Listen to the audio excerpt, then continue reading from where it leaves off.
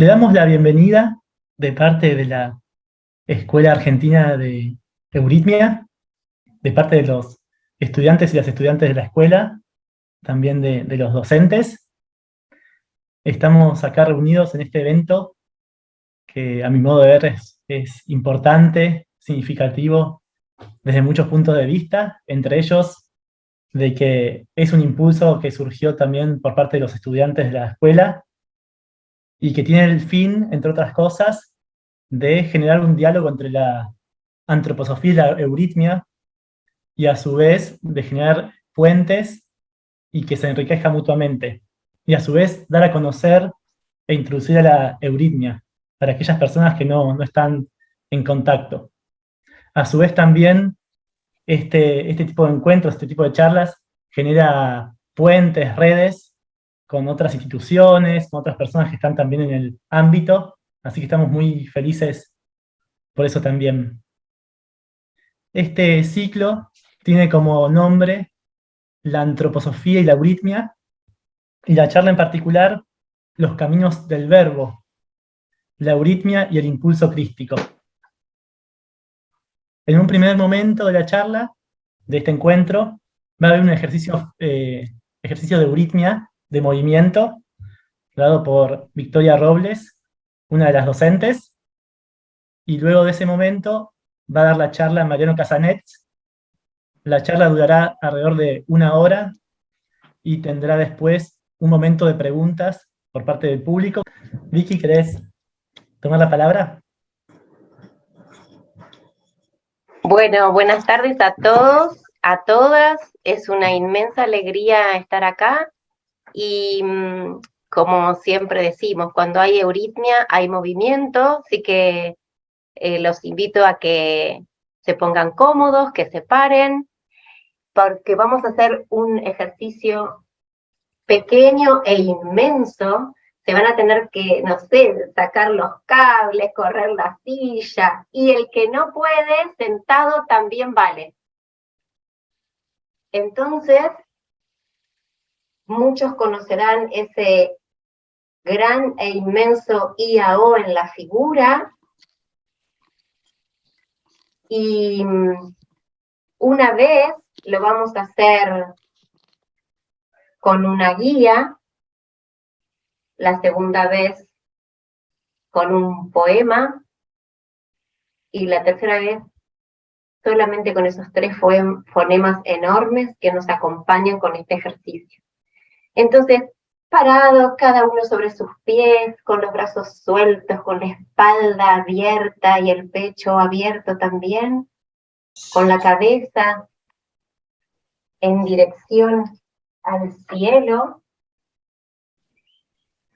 Vamos a llevar la cabeza en un gesto de reverencia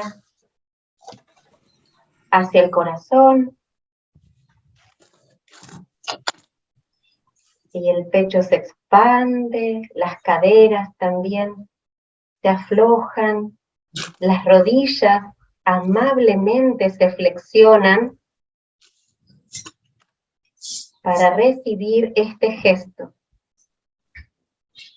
Vamos a empujar la tierra que nos sostiene para erguirnos pies a cabeza.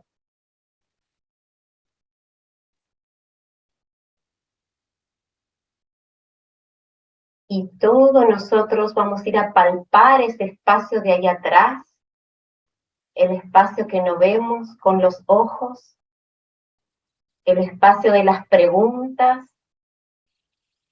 Vamos a volver al centro nuestro y vamos a ir hacia adelante, como al encuentro de lo que viene. Suelto y vuelvo al centro.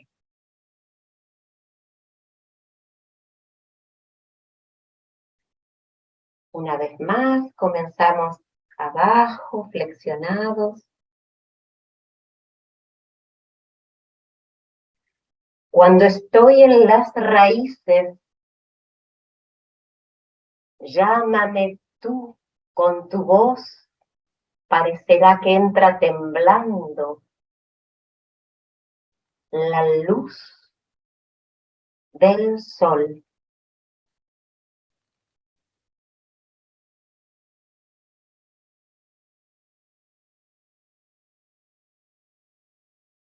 Y una vez más.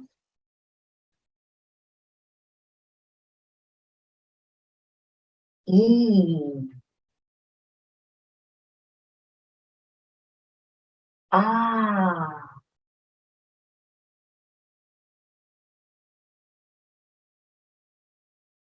oh.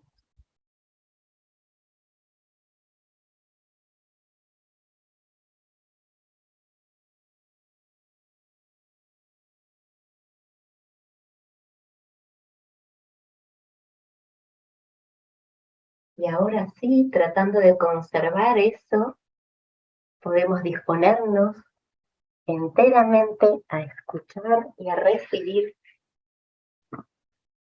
el mensaje de Mariano.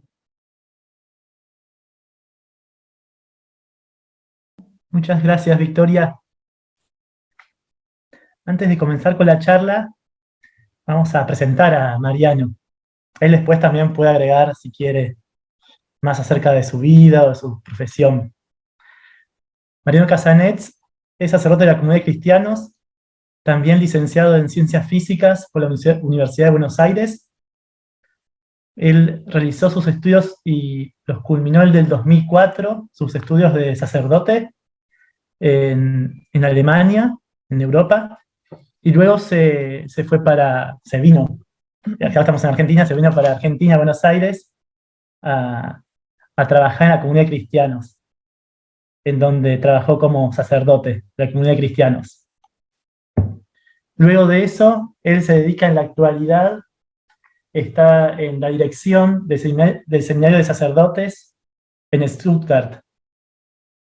También, aparte de sacerdote y de licenciado en físicas, él es también músico o le interesa mucho la música y estudió, después también medicina china, entre otras cosas. Si quieres agregar algo más. Hola Pedro, ¿cómo estás? Y hola a Hola, ¿qué todos. tal? Hola Vicky. Qué lindo verlos en las ventanitas. No hace falta agregar nada, no es el tema. Pero bueno, simplemente que me gusta ir en pos de mis preguntas. Bueno, muchas gracias por la invitación para conversar sobre un tema tan enorme y tan maravilloso como el lugar de Cristo en los impulsos culturales que llevamos adelante, la humanidad, independientemente ahora de si conocemos su nombre o no.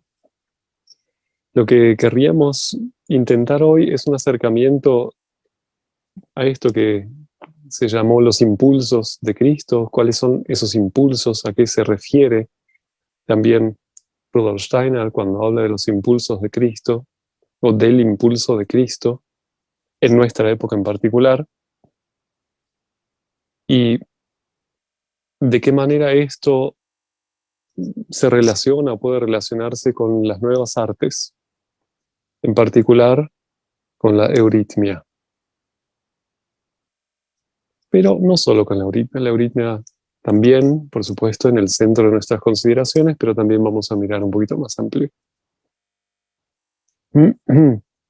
Cuando elegimos juntos el título para esta charla, surgió esta idea de nombrarla Caminos del Verbo, y detrás de esta pequeña frase vive la idea de que justamente este ser, al que en griego se llamaba el logos, en castellano se traduce esa palabra como el verbo, fue abriéndose camino a lo largo del tiempo al encuentro de la humanidad y acompañando a la humanidad en nuestro desarrollo. Cuando hablamos de Cristo, no hablamos solamente de Jesús de Nazaret, sino que hablamos de un ser que antes de aparecer como Jesús de Nazaret, había formado parte ya de la evolución de la humanidad desde siempre. Y lo encontramos descrito prácticamente en todas las culturas de la antigüedad. Podríamos hablar, digamos, del cristianismo precristiano, usando esta palabra que hoy usamos para referirnos a él, pero expandiéndola hacia atrás y yendo a buscarlo a todas las descripciones con las que contamos, al recuerdo de la humanidad, digamos. Y nos vamos a encontrar con muchísimos relatos que hacen referencia a un ser del cual la humanidad surgió. Se lo ha llamado de muchísimas maneras, pero se encuentra entre las descripciones de ese ser también el término Dios hombre. Es muy enigmático ese término. Luego se fue transformando esta idea en la idea del Dios Hijo que se torna hijo del hombre. Es una especie de apertura de ese nombre Dios hombre. Por un lado, un ser divino del cual surge la humanidad, y por el otro lado, ese ser que tiene una afinidad tan grande con la humanidad que no solamente es su origen, sino también su futuro. Es hijo de Dios e hijo del hombre. Y se lo describe entonces en una enorme tensión evolutiva como origen y como futuro de la humanidad, como aquel ser que acompaña a la humanidad en todo su desarrollo, buscando los caminos para impulsarla y para vincularse con ella. Y esto es un obrar de este ser a lo largo de la historia que vamos a encontrar, como dijimos, plasmado de diferentes maneras. ¿De qué manera se relacionaba este ser, por ejemplo, hace 10.000 años con la humanidad? ¿Cuál es la foto de Cristo en la India antigua? Podríamos preguntarnos. ¿Dónde está? Luego en la India moderna, no de hoy, sino en la India posterior a la más antigua, donde ya hay documentos, ¿aparece Cristo en el Bhagavad Gita, por ejemplo? Con ese nombre no, ¿sí? Pero no nos vamos a poner anteojeras para investigar. Vamos a investigar de manera realista, de manera fuerte. Vamos a buscar las características de este ser para tratar de ubicarlo, cómo lo llamaban, qué hacía, cuál era su tarea en aquella época. Y por ejemplo, vamos a encontrar en el Bhagavad Gita la aparición de este ser tan extraño llamado Krishna. Es un nombre conocido, ¿no? Para muchos. Además, la fonética de la palabra Krishna ya se acerca a la fonética griega de la palabra Christos. ¿Vieron? Chris. Ya empieza a latir. Empiezan a latir estos fonemas que intentan acercarse al misterio de este ser. La palabra Christos, luego en Grecia, es una palabra griega, como decíamos, significa lo mismo que la palabra hebrea Mashiach, de donde viene la palabra Mesías, que significa en castellano el ungido, algo así como el indicado, el idóneo para la tarea central de acompañar a la humanidad. El idóneo, el llamado, el convocado, el adecuado, aquel que era portador de esa unción para esa tarea. Se podría decir también de esa consagración. Y los caminos que fue haciéndose este ser son muy amplios y muy variados al encuentro de la humanidad. Y vamos a encontrar descripciones donde este ser, por ejemplo, ayuda a la humanidad a no transformarse en animal. Es un poco raro por ahí describirlo así, pero encontramos estas características. Un ser que ayuda a la humanidad a no decaer hacia la animalidad. Y esto lo vamos a ver reflejado al día de hoy en lo que acabamos de vivir como experiencia de la I. Lo que acabamos de rozar en el pequeño ejercicio, el pequeño gran ejercicio del IAO, en el primer aspecto, es el misterio del ser humano que resiste a la decadencia y conquista la postura erguida que le es propia como arquetipo. Si nos fijamos, vamos a encontrar, por ejemplo, en los chimpancés, que al comienzo de la vida de un chimpancé bebé, no sé si tienen una imagen cerca de un chimpancé bebé, el chimpancé bebé tiene la espalda erguida y tiene el cuello erguido y tiene el cráneo más bien redondeado, tiene la frente plana y erguida, tiene el mentón hacia adentro, parece un bebé humano con pelo y nariz chata.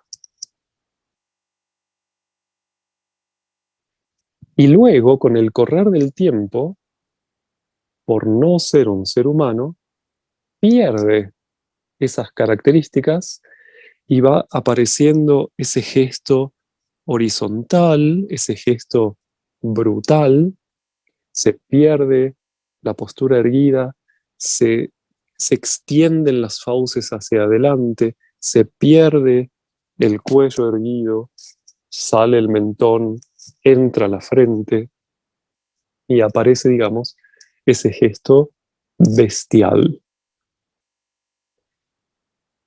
Y es interesante, cuando los naturalistas se dieron cuenta de este fenómeno no hace tanto en las ciencias naturales modernas, en la biología evolutiva moderna, fue una revolución en el pensamiento evolutivo, porque se dieron cuenta de algo que nos puede ayudar muchísimo a entender algo sobre los impulsos de Cristo, que la figura humana, el arquetipo humano, aparece en los animales antes que la forma animal propiamente.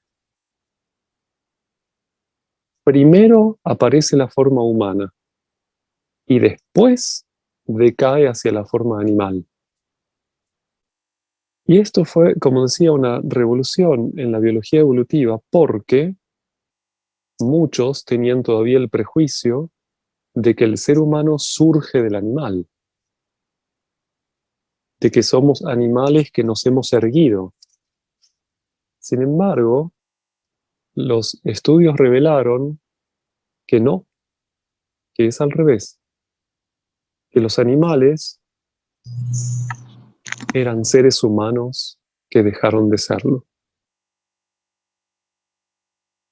Los que quieran irse de esta charla pueden hacerlo, pero por ahí se quedan porque es muy interesante.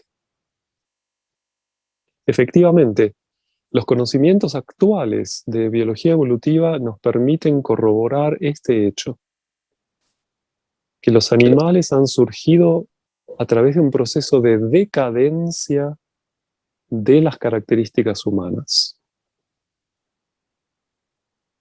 Todavía hay restos de características humanoides en ciertos simios que ellos ya no pueden usar, aunque corporalmente la han heredado del antepasado humanoide común. Pero los animales han perdido la capacidad de compenetrar estas herramientas con su alma y usarlas, Y los seres humanos hemos podido desarrollar las capacidades anímicas propias o afines a esas herramientas corporales. Y entonces permitir que el cuerpo sea expresión del alma humana como cuerpo humano. Como decía, algunos simios tienen características humanoides en su cuerpo, pero no tienen el alma humana que pueda compenetrar ese cuerpo de esa manera. Digamos, la euritmia que pueden hacer los animales está restringida a los gestos anímicos que ellos ofrecen, que son perfectos dentro del rango evolutivo que ellos tienen.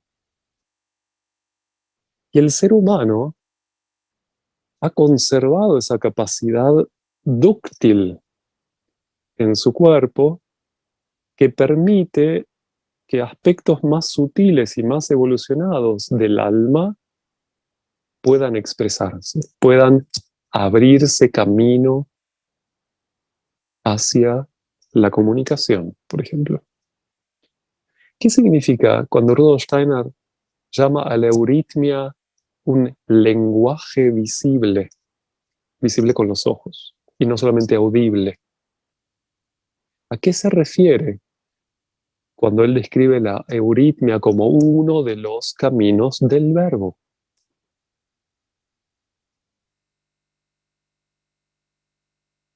Lo dejamos como pregunta, como orientadora de la investigación. Y entonces cuando hablamos de euritmia, estamos hablando de la euritmia humana. Hoy, la de los animales va a restringirse a las posibilidades expresivas de esa alma todavía no pensante o que ha perdido el germen del pensar, pero que tiene enormes sentimientos y emociones que se plasman de manera inmediata en sus gestos. Las plantas también tienen expresiones gestuales, las piedras también, pero podríamos decir que el contenido, la idea o el contenido anímico de cada uno de estos reinos, las piedras, las plantas y los animales, permite, digamos, justamente expresar lo que son y hasta ahí llegan. Y la pregunta que nos podemos plantear es, ¿qué es lo específicamente humano que puede abrirse camino hacia la expresión? Y entonces encontramos la euritmia humana. La I que el ser humano ha podido conquistar y desarrollar como gesto de su lugar en el universo, digamos, entre el cielo y la tierra. Y no solamente entre medio, sino como aquel ser que une cielo y tierra, como puente entre cielo y tierra. ¿Hasta dónde llega mi sensación por encima de mi cabeza cuando vivencio y hasta dónde llega la raíz debajo de mis pies cuando vivencio y luego, ¿qué pasa cuando me abro permitiéndome recibir al mundo? ¿Qué es ese gesto? ¿Pueden hacerlo los animales? ¿Hasta dónde pueden hacerlo los animales? ¿Dónde aparece lo específicamente humano? Y nos vamos a dar cuenta que la enorme amplitud a la que se puede llegar, que vivimos también en la A, tiene que ver con esa posibilidad de abrirse sin prejuicios a absolutamente todo, sin simpatías ni antipatías. Y esto los animales no lo pueden hacer. Los animales tienen un alma reactiva en simpatías y antipatías. Pero los seres humanos podemos descubrir que entre simpatías y antipatías podemos liberar un espacio para que un otro se presente y sea percibido como el otro es, sin prejuicios. Es interesante que, si bien cuando exploramos el gesto de la cruz, podemos vivenciar un cruce, una E, digamos, si tratamos de percibir el gesto de la cruz, pero con las palmas hacia adelante, no así, sino así, tenemos una gigantesca A. Y podemos pensar la cruz del crucificado como una A, como un abrazo amplio, como un gesto de apertura y de disponibilidad total, de vulnerabilidad total, la puerta al asombro, a que el otro que se presenta pueda ser quien el otro es, sin que yo intente modificarlo. Y eso no es la E, eso es la A.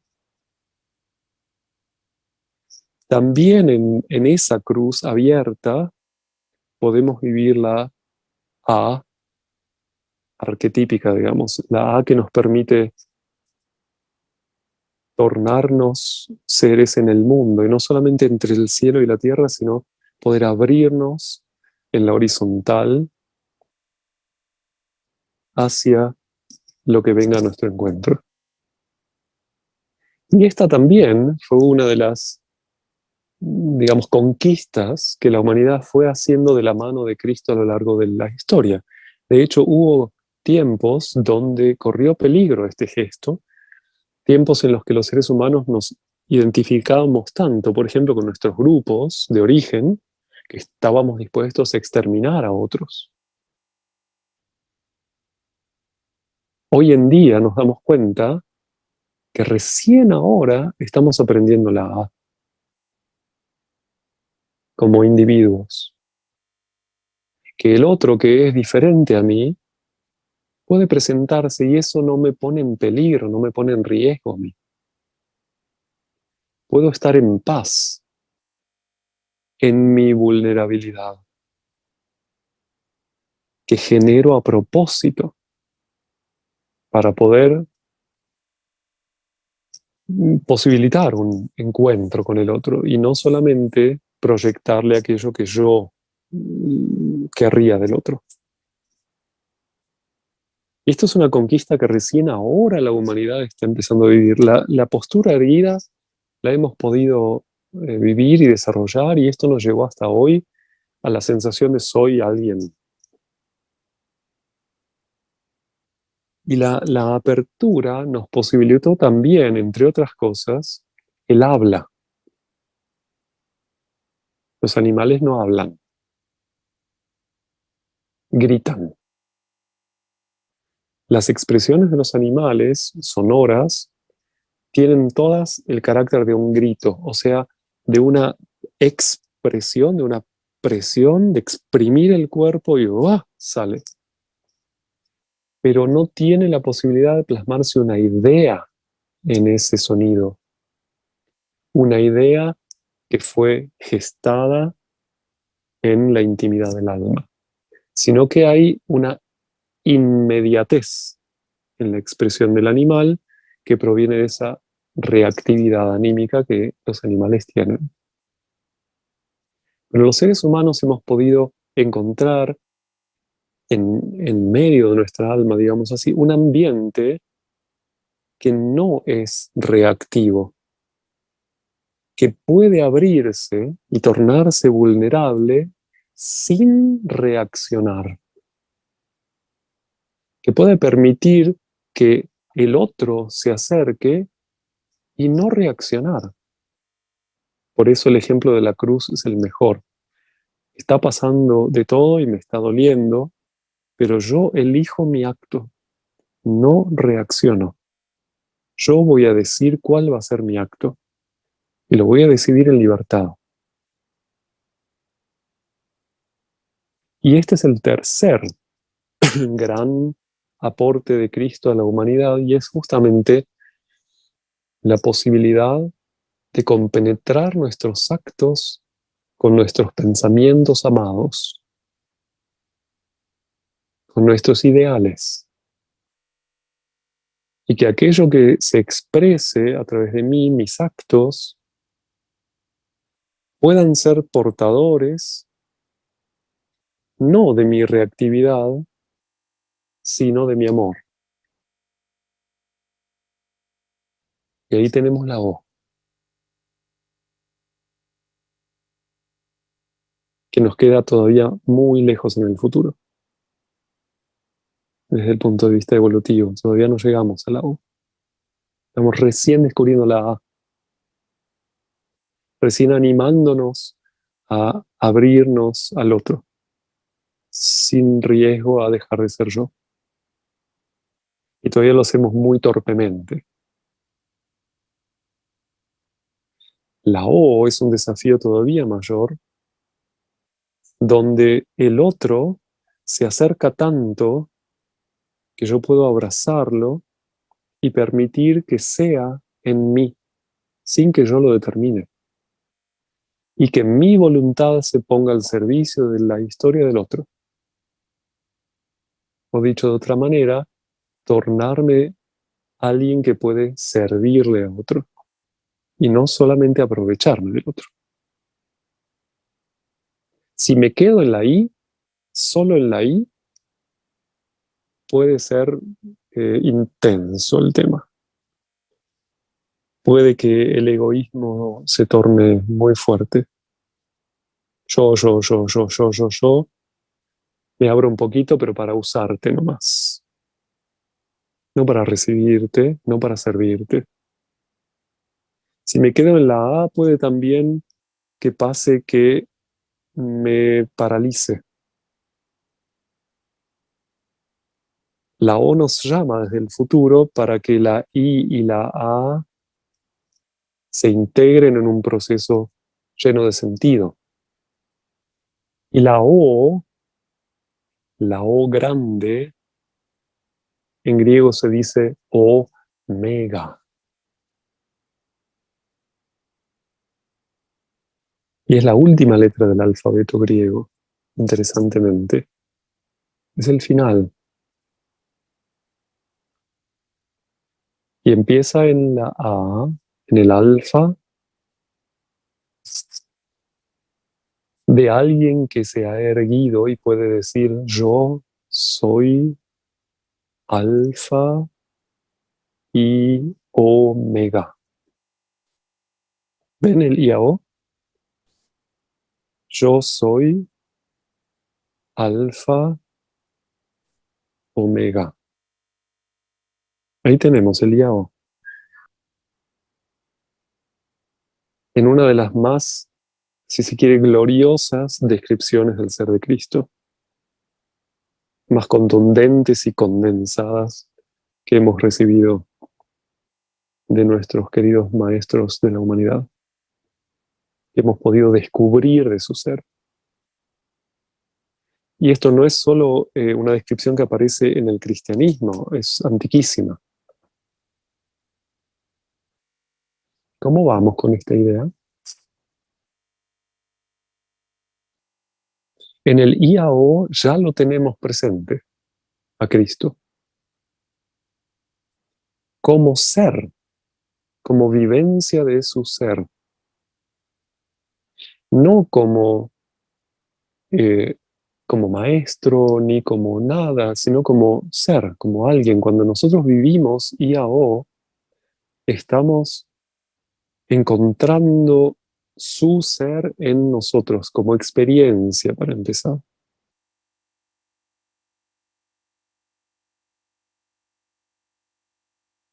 No es casualidad que es la puerta a la euritmia, este ejercicio. Es un pequeño ejercicio. En realidad es una vivencia iniciática, IAO.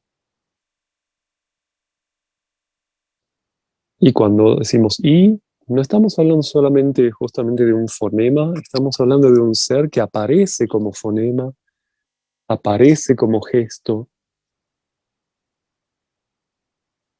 Lo mismo de la A, lo mismo de la O. Y lo mismo vale para todos los fonemas que hay en la humanidad, que no son solo los que hay en castellano. Hay muchísimos fonemas en la riqueza lingüística de la humanidad y de la historia lingüística de la humanidad, que de alguna manera cuentan la historia en su desarrollo de cómo fue abriéndose camino este ser entre nosotros y ayudándonos a que su ser se torne parte de la humanidad, como guía evolutivo de la humanidad.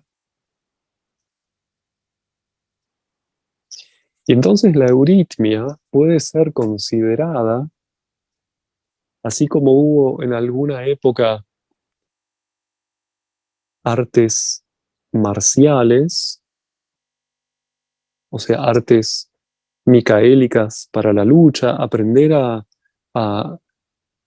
domar nuestra voluntad en pos de un ideal. Las artes marciales tenían también esa labor central, no tenía que ver con matar al otro, tenía que ver con justamente realizar caminos iniciáticos en la voluntad.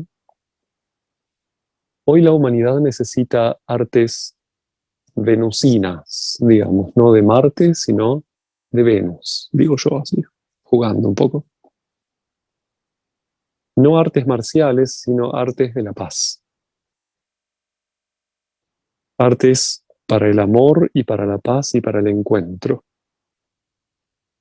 Y podemos considerar la euritmia como una de estas grandes artes nuevas, como un arte moderno desde el individuo que se descubre a sí mismo hacia el futuro, al encuentro del mundo y del otro y al servicio del encuentro y al servicio del mundo y del otro. Estamos al inicio de la euritmia en la evolución de la humanidad.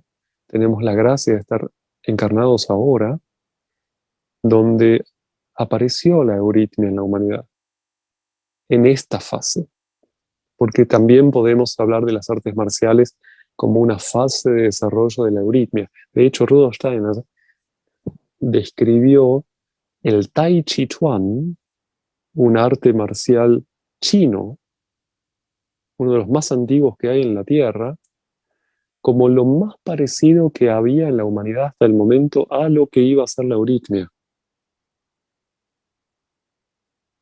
desde el punto de vista de la experiencia, no de la idea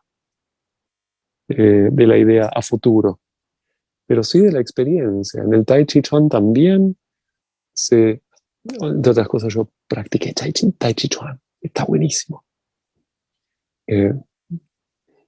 Y después conocí la euritmia y dije, acá estás, al fin te encuentro. También hay vivencias etéreas que no quedan encerradas en la experiencia física, en muchas artes marciales, no solo en el Tai Chi. Pero el Tai Chi tiene algo muy especial. De hecho, se llama Tai Chi. Chuan es puño, pero da igual. Tai Chi significa la gran fuerza o el gran poder. Puño en realidad tiene que ver con el acto de gran poder. Y es interesante ver cómo se describe en el fondo el Tai Chi Chuan y por qué se mueven tan lento. ¿Vieron que se mueven muy lento? Por lo menos al principio. Después, cuando se desarrolla la marcialidad, ya va muy rápido y es bastante fuerte. ¿Pero por qué se mueven tan lento? Me preguntaba yo. ¿No es aburrido? Hasta que empecé a practicarlo. Y entonces, la indicación es la siguiente.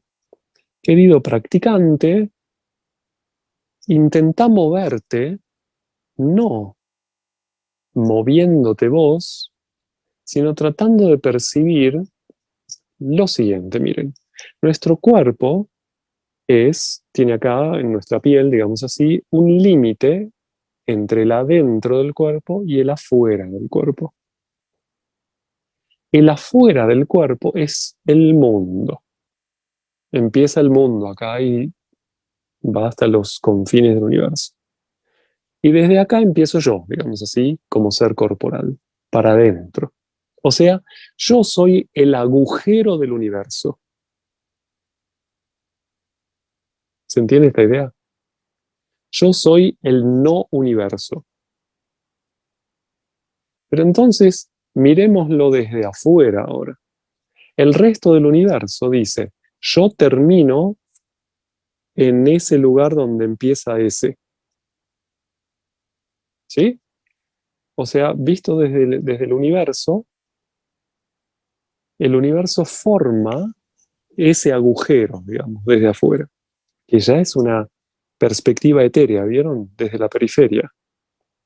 Entonces, en el Tai Chi consiste la cosa en movete solamente llenando el espacio que el universo deja libre para vos. Permití que el universo se mueva y solamente sentí esa succión. Bien eurítmica la cosa. Percibí la succión que produce el resto del universo convocándote a ocupar ese espacio. Entonces mi movimiento no es un movimiento mío, es un movimiento de todo el universo menos yo. Y si yo me sumo encima a ese movimiento, es un movimiento de todo el universo. Ese es el Tai Chi, el gran poder. Y ya no es la pequeña fuerza que yo tengo en mis músculos tratando de empujar mis huesos y que pase algo, sino que es el universo entero moviéndose, danzando, y yo soy expresión de esa danza, de esa respiración del universo. Es muy poderoso. Y esto yo lo volví a encontrar en la euritmia, en una metamorfosis todavía superior. No solamente movete como se mueve el mundo, sino movete como se mueve el mundo espiritual. El mundo divino. Fíjate si podés percibir cómo se mueven los dioses, cómo se mueve la A, que no está en el mundo. Yo tengo que poder abrirme a una percepción de un gesto que no está en el mundo sensorial y que se va a tornar sensorial si yo le doy espacio. Entonces, en la euritmia no solamente aparece el tai chi, sino que aparece un tai tai chi. Todavía un nivel más alto. Y lo que empieza a aparecer no es solamente los gestos que han plasmado la naturaleza, sino los gestos que quieren expresar el espíritu. Y yo entiendo detrás de esta idea de Rudolf Steiner de que la euritmia es lenguaje hecho visible y no mundo hecho movimiento, algo de este misterio. Podríamos decir también idea visibilizada. Y esto entonces nos convoca evolutivamente a madurar la humanidad. El Omega nos está llamando desde el futuro. Y entre medio todo el alfabeto. Cuando resaltador acústico, tal cual, muy bien. A veces hace así el mundo. para que no nos olvidemos de lo que estamos hablando, porque debe ser importante justo. Y entonces, es lindo, ¿no es cierto? Bueno, y entonces, ¿qué iba a decir yo? Ah, cierto. Cuando, cuando empecé a conocer la euritmia, me encontré con lo que se llama la serie evolutiva, ¿vieron? ¿Sí? Los que están haciendo euritmia saben lo que es la serie evolutiva. Es una serie de fonemas que, bueno, describen una cierta evolución. Empieza con un gesto eh, gestante, de alguna manera, igual que la Torá, el Antiguo Testamento hebreo, empieza con la B. B, Reishit. ¿Y vieron cuál es la última de esa palabra? El último fonema de la palabra Bereishit, la T. ¿Y con qué fonema termina la serie evolutiva? Con la T. Ajá, no hay casualidades. Y es interesante que en la palabra Bereshit, que también es una serie evolutiva comprimida, los sabios hebreos antiguos se preguntaban por qué la creación comienza con la B y no con la Aleph. ¿Por qué no con la A? En un intento de expresar la cosmogonía, el origen del universo. Y hay un descubrimiento fonético de esa palabra que nos puede ayudar y es muy interesante. Resulta que la A precede evolutivamente, digamos, a la B, pero no entra inmediatamente en la experiencia sensorial, no es parte del mundo sensorial, que es el que se está formando en el relato bíblico, sino que si deletreamos, si escribimos la palabra Bereshit como los antiguos hebreos la descubrieron, se escribe B, o sea, la Bet, la B, R, Aleph. En el medio de la palabra aparece la Aleph, después aparece la I, perdón, la sh, fuego, después la I y después la T. B, R, A, pero que no tiene sonido, es una A interior, Aleph, sh, I, T. Bereshit. Es interesante que las últimas tres consonantes del alfabeto hebreo son R, Sh, T. Son esas tres.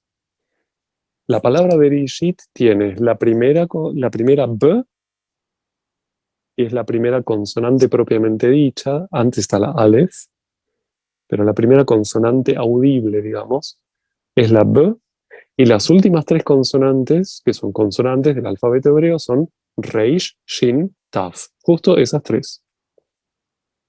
O sea, tiene la primera, propiamente dicha, y las últimas tres. Y entre medio, intercaladas como interiormente, potenciando interiormente la experiencia, está la Aleph y la I.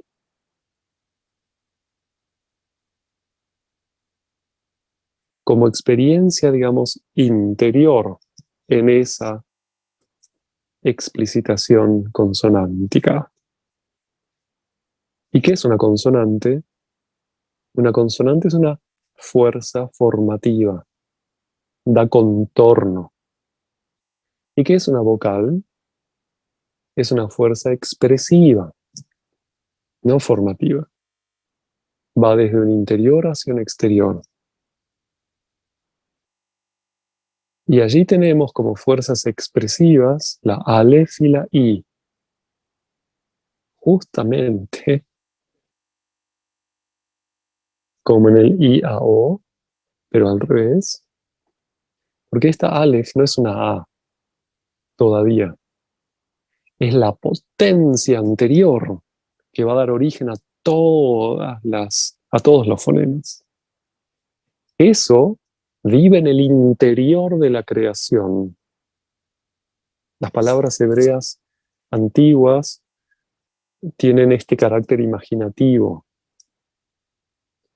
Los lingüistas dicen, el griego es un idioma que en cada palabra ofrece una imaginación.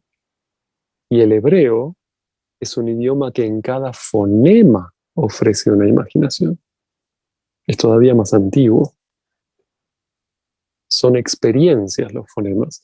Y cuando los fonemas forman palabras, son desarrollos, recorridos, evoluciones enteras. La palabra Bereshit es una serie evolutiva, que puede ser un hermoso trabajo de fin de curso para alguno de los estudiantes, comparar las dos series evolutivas. Bereshit y BM, etcétera, hasta T. Una en pocos pasos y otra en 10 pasos. Es una hermosa tesis de fin de año. Y ver qué sale de allí. Una idea, Vicky. ¿Vale? Está buena esa, está buena. ¿Cómo vamos hasta acá?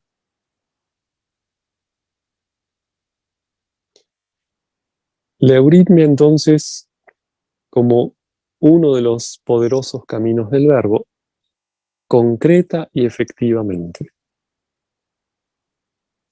Y vamos a descubrir una especie de euritmia natural que vive en cada ser humano en su desarrollo, en su erguirse, en su apertura del habla y en el comienzo de la etapa de impregnar la voluntad con pensamientos. Lo vamos a descubrir a lo largo de los primeros 3 años de vida de un niño, de manera muy poderosa, el IAO. Los primeros 3 años de un niño podríamos describirlos en términos de IAO y sería otra tesis hermosa para la escuela de euritmia.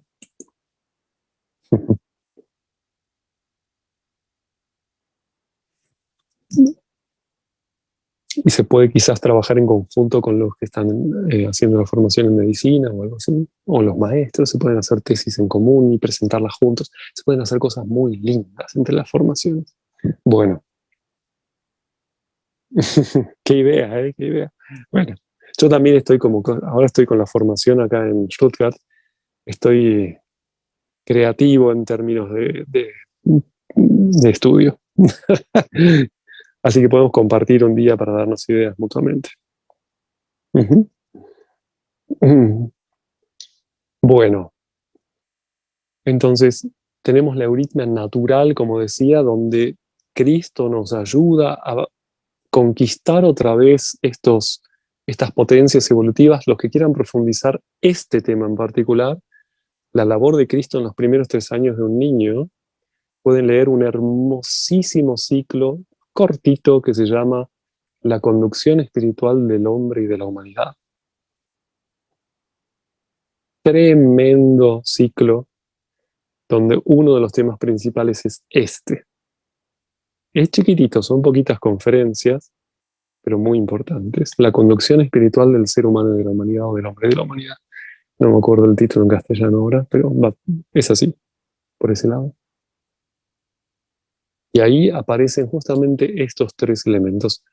Otra descripción de este mismo proceso a nivel humanitario grande lo encontramos en el ciclo de conferencias que se llama La encarnación de Cristo en Jesús de Nazaret, donde Rudolf Steiner investiga justamente estos pasos, estos actos de Cristo para con la humanidad en las épocas precristianas de la humanidad.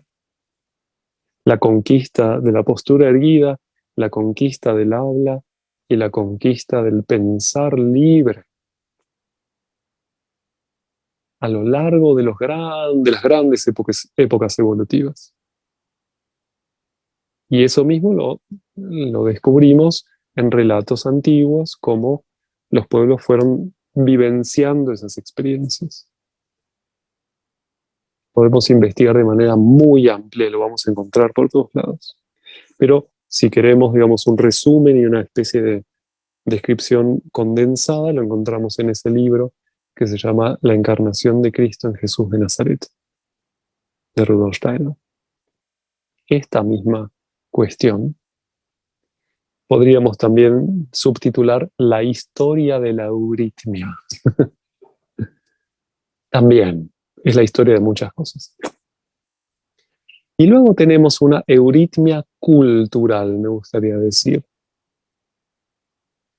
Y ahí entramos en el ámbito del arte, no de la euritmia existencial, digamos de la euritmia higiénica o curativa, como parte del desarrollo de la euritmia, sino de la euritmia artística, que me gustaría caracterizar como más futurista aún.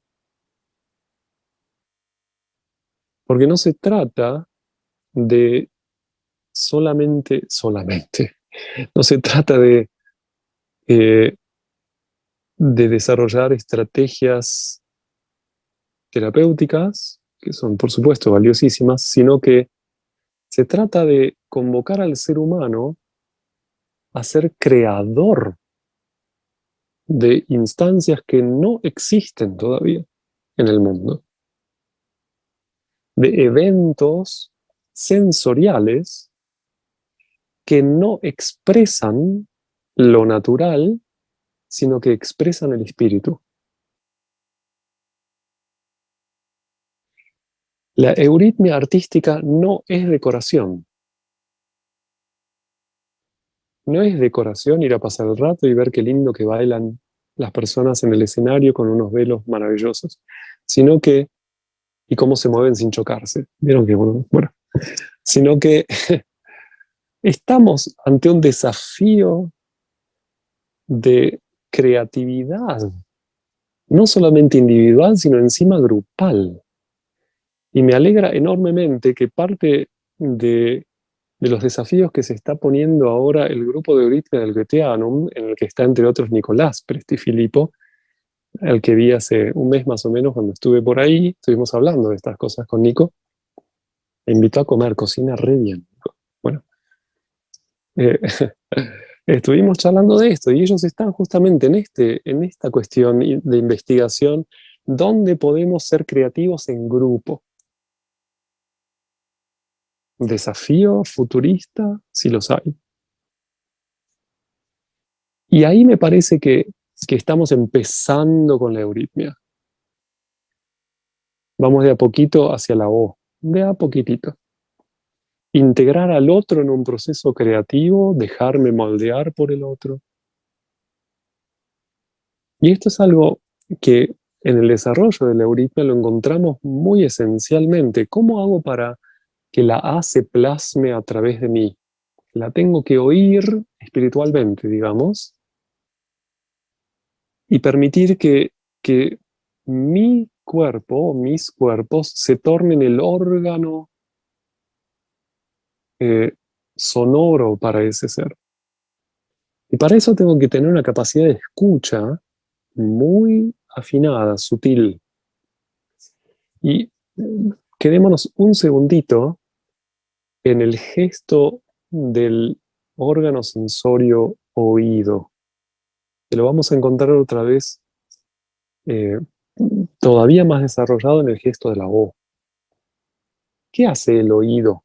Fíjense, embriológicamente el oído surge como una interiorización de la piel exterior que está a los lados del cráneo, que empieza a buscar el interior haciendo hueco, hace vacío, se ahonda,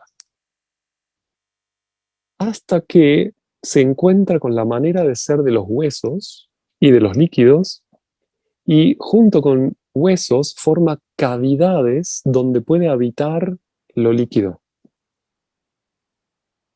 Impresionante. Y con una fineza y una delicadeza en la conformación de esos ambientes tal que una vez que está realizado, simplemente se queda quieto.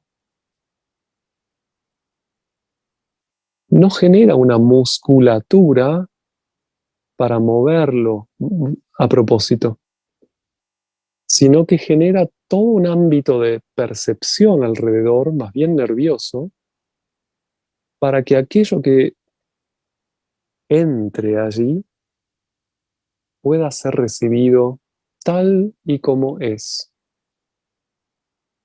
En el oído nosotros escuchamos la voz del otro. Si tenemos una cierta actividad metabólica en el oído, tenemos tinnitus, hace ruido, y son ruidos de nuestro cuerpo.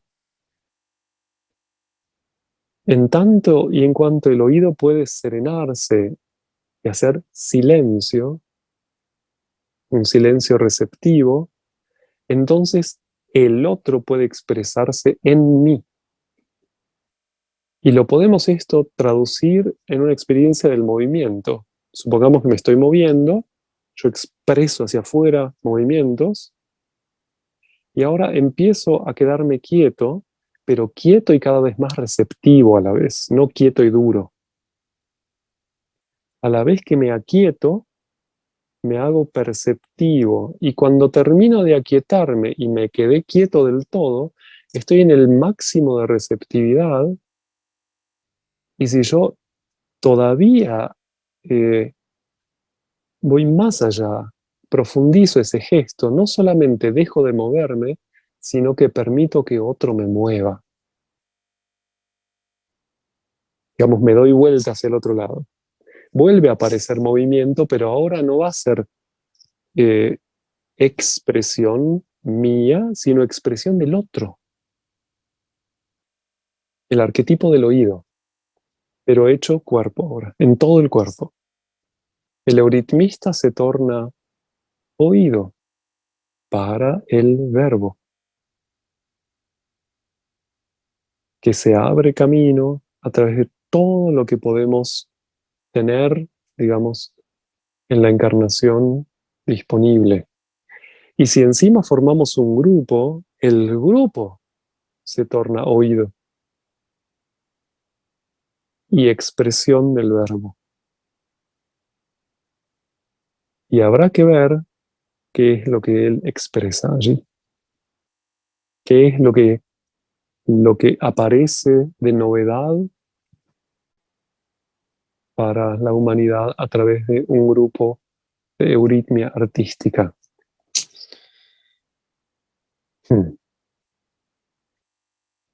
Está bueno. Tenemos grandes tareas en estos hermosos proyectos y no son pequeñas. Son enormes tareas que inauguran una época de la humanidad. Quiera la euritmia, como decía Rudolf Steiner, ocurrir en grandes estadios. Él decía, la euritmia se va a hacer tan popular que va a ocurrir en lugares enormes. ¿Cómo se le imaginaba él? No tengo ni idea. Pero está llamada a ser un arte para todos, no un arte para pocos. En este sentido, quiera la euritmia abrirse camino para que los impulsos de Cristo, o sea, I-A-O, puedan entonces llegar a la humanidad saludablemente y hacer el aporte que puede y quiera hacer. En este sentido, mucha suerte, lo mejor para la Escuela de Euritmia, y podemos con mucho gusto abrir el espacio de preguntas y seguramente nos seguiremos encontrando para jugar.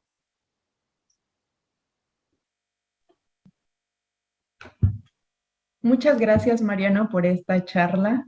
Ahora invitamos a todos los y las participantes, si gustan ir escribiendo algunas preguntas que tengan. Y mientras, Juan Vita preguntó, ¿qué ocurre con la U o la E en el proceso del IAO? Ese es otro hermoso trabajo final, Juan. No me lo preguntes a mí. Yo no soy euritmista, pero vos sí. No es algo que haya investigado realmente. Puedo empezar a pensar en voz alta, pero por ahí llevaría muy lejos a un lugar donde no sé a dónde voy a ir a parar. Pero me encantaría saber qué encontrás cuando lo investigues. A mí me gusta decir siempre también a los estudiantes del seminario que aquel que tiene una pregunta tiene la fuerza para encontrar la respuesta, porque es su pregunta. Así que en ese sentido, Juan Pablo, no sé en qué casillero estás, pero me contás un día lo que encontrás. Otra pregunta que hay en el chat es de Micaela y dice, siempre me pareció curioso que Peter Deunov, maestro espiritual cristiano búlgaro, contemporáneo a Rudolf Steiner, creó la paneuritmia, algo muy parecido a la euritmia. ¿Podrías tal vez comentar algo al respecto?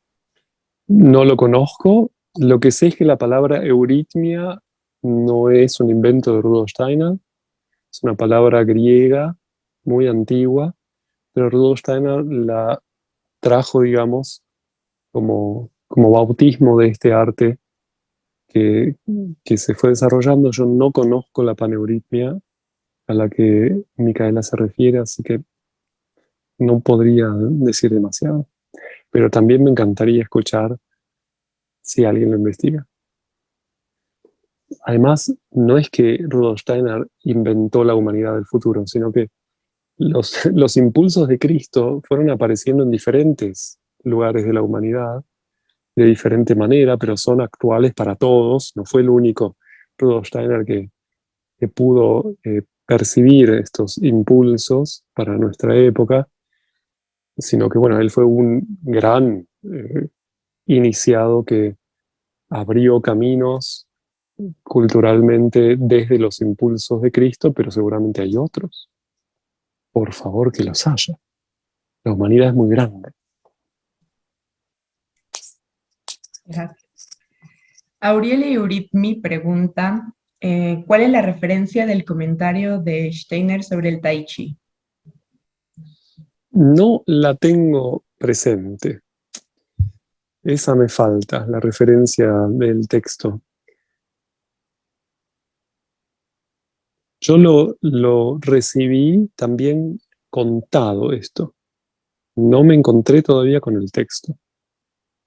Me lo contaron mis profes, digamos, de euritmia en su momento y no me ocupé de buscar la referencia exacta. Si alguien la encuentra,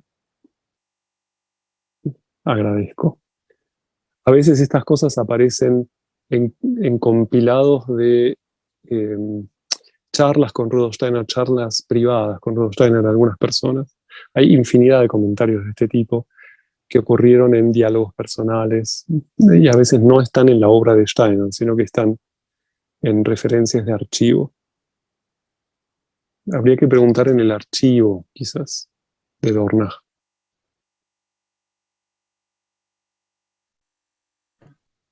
Después una pregunta, esta es mía, digamos.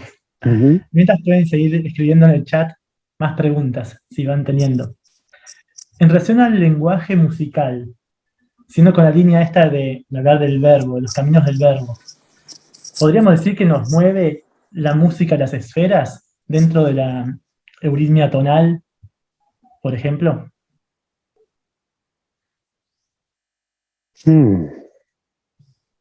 Una vez me di cuenta de lo siguiente. Las piedras callan. Las plantas crujen. Los animales gritan. Los seres humanos hablamos. Los ángeles cantan. Y vieron que cuando se pintan ángeles, andan siempre con instrumentos musicales. Algo de eso debe haber en la euritmia tonal, que entramos en un ambiente ya por encima del habla, donde empieza a sonar el universo junto con el habla. El canto es una de las artes mayores en la humanidad. Habría que investigar. Gracias. Hay otra pregunta de Valentina Rojas. Dice, supe por ahí que el bautizo de la euritmia fue dado por su esposa María Steiner. Él trajo la euritmia, pero el nombre fue dado por ella. ¿Puede ser? Ustedes son euritmistas, gente. Yo les cuento de Cristo, pero ustedes cuenten. No sé ese detalle. Bien, pues muchas gracias. Queremos agradecerte los estudiantes y las estudiantes de la Escuela de Euritmia, Mariano, por participar, por brindarnos este gran camino de conocimiento espiritual también, de vivenciarlo, de cómo entrar en la euritmia con todo este impulso. Queremos decirle a todos y todas que esta charla fue grabada. Para quien guste verla después, puede pedirnos el link por mail. Y agradecerle a todos, todas, por sus aportes económicos que hicieron para la escuela, que es la Escuela Argentina de Euritmia, pública y gratuita en todo el mundo. Y estamos muy, muy agradecidos por su participación.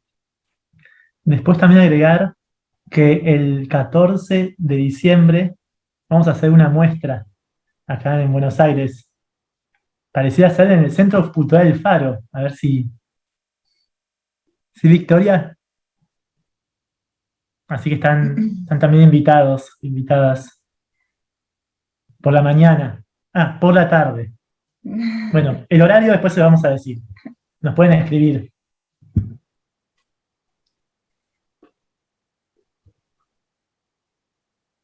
Ahí hay algunos comentarios. Dicen muchas gracias, queridos colegas, por esta iniciativa y gracias, Mariano, por tus palabras. De Minerva después. Qué alegría estos espacios. Gracias, Mariano, siempre un lujo escucharte. Y después preguntan también, ¿cuándo vamos para Chile? ¿Cuándo va la euritmia a Chile? Sí, bueno. Pronto queremos que la euritmia se siga expandiendo, ¿no? Como decía Mariana, que llegue a muchas partes y así este tipo de charlas es el puente que nos va a hacer unirnos a varios euritmistas como para ver qué más podemos hacer para crecer y estar en todas partes. Sí, de hecho esa unión ya empezó, pues ya hubo algunos intercambios de mails con gente que está en distintas partes del mundo, euritmistas o estudiantes de euritmia. Así que somos 56 personas involucradas en esta charla. Muchas gracias, en verdad, un montón.